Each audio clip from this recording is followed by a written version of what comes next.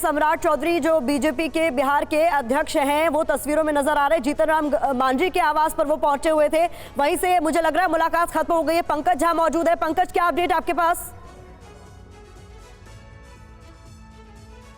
देर पहले, करीब 10 मिनट पहले, बीजेपी के प्रदेश अध्यक्ष सम्राट चौधरी जो अपनी पगड़ी बांधे हुए यहाँ आए जीतन राम मांझी के घर। जीतन राम मांझी जो कि अभी कह सकते हैं ना कि बहुत बड़े एक तरीके से पावर सेंटर बन चुके हैं। उनकी पार्टी के पास 4 विधायक हैं। आरजेडी की तरफ से ऑफर मिल रहा है, वो हालांकि कह रहे हैं कि एनडीए के साथ हैं और इसीलिए सम्राट चौधरी यहाँ आए हैं। माना जा रहा है और समझा जा रहा है कि जब एनडीए की सरकार बनेगी नीतीश कुमार की अगुवाई में, हम बात करने की कोशिश करते हैं सम्राट चौधरी से, लेकिन सम्राट चौधरी बिना कुछ बताए हुए निकल रहे हैं। जो हमें जानकारी मिली है और जो बताया गया है उसमें यह है कि नई नीतीश कुमार की सरकार में उनके अगर 4 विधायक हैं पार्टी के, तो उनको क्या मिलेगा, उनको क्या ऑफर किया जा रहा है, किस तरीके से समायोजित किया जाएगा, क्या जीतन राम मांझी को भी राज्यसभा भेजा जा सकता है, ये बहुत सारी चीज़ें हैं। यही डिस्कस करने के लिए सम्राट चौधरी अब से कुछ देर पहले जीतन राम मांझी से मिलने आए थे और मिलकर उनके घर के बाहर से वो निकल रहे हैं, क्योंकि उन सारी बातों की चर्चा आज शाम जब बीजेपी के नेताओं और विधायकों की बैठक होगी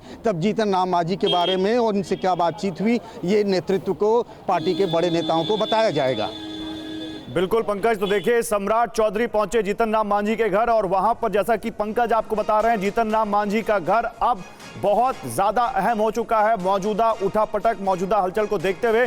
पंकज, जीतन राम मांझी कैमरे के सामने आ रहे हैं क्या? वो कुछ कह रहे हैं, उनका क्या कहना है? उनको तो मुख्यमंत्री तक का ऑफर दे दिया गया आरजेडी की तरफ से, ये बात सामने आ रही है। देखिए उनकी पार्टी के जो 4 विधायक हैं, हम पार्टी के, वो 4 विधायक यहीं पर हैं जीतन राम मांझी के घर पर ही। और हम उनसे आज सवेरे जब मिलने गए थे, कैमरे के सामने उन्होंने बात नहीं की, लेकिन बिना कैमरे के ऑफ द रिकॉर्ड उन्होंने कहा कि उनके पास ऑफर कई तरह के आए हैं। इस बात का खुलासा उन्होंने नहीं किया कि आखिर किस तरीके के ऑफर हैं, लेकिन उन्होंने कहा कि वो प्रधानमंत्री नरेंद्र मोदी के साथ हैं और एनडीए के साथ बने रहेंगे, चाहे उनके पास किसी भी तरीके का ऑफर क्यों नहीं आए। ठीक है, महत्वपूर्ण बात पंकज झा बता रहे हैं कि लगातार हम की तरफ से ये साफ किया जा रहा है कि वो एनडीए के साथ थे, हैं और रहेंगे। इस बीच बड़ी खबर आपको बता दें, लालू के प्लान पर जेडीयू की भी तैयारी को लेकर खबर सामने आ रही है।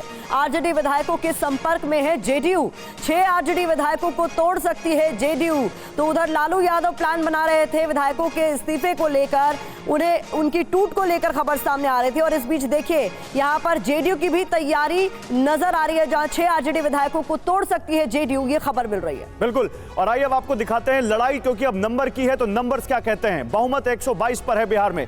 अब यहां पर देखिए आप, तो सबसे पहले आप देखिए जेडीयू, बीजेपी, हम, इंडिपेंडेंट, ये सब मिला लें तो 128 का नंबर आता है प्रतिमा, जिसमें 6 एक्स्ट्रा हो जाते हैं। जी, तो ये पूरा नंबर गेम आपको समझा रहे हैं, क्योंकि पूरी लड़ाई जैसा कि हमने बताया नंबर गेम के, जेडीयू, बीजेपी, हम और यहाँ पर आपको बता रहे हैं अलग अलग इंडिपेंडेंट अन्य जो है उनका आंकड़ा क्या होता है। और उधर हम बात करें आरजेडी, कांग्रेस, लेफ्ट और एआईएमआईएम, यहाँ से हमने जेडीयू को माइनस कर दिया है। तो अभी मौजूदा स्थिति क्या हो जाती है, देखिए आरजेडी अब सबसे ज्यादा सीटों वाली पार्टी अभी फिलहाल बिहार में है। और इसके अलावा कांग्रेस की बात करें 19, लेफ्ट की बात करें 16 और ओवैसी की पार्टी की बात करें तो 1 विधायक है, यानी ये आंकड़ा हो जाता है 115 का, यानी बहुमत के आंकड़े से 7 कम है इनके पास। ये समझना बहुत जरूरी हो जाता है। यही जो 7 का फासला है, यही लालू प्रसाद यादव की सबसे बड़ी चुनौती है, क्योंकि कोई भी सिनेरियो ऐसा दिखता नहीं।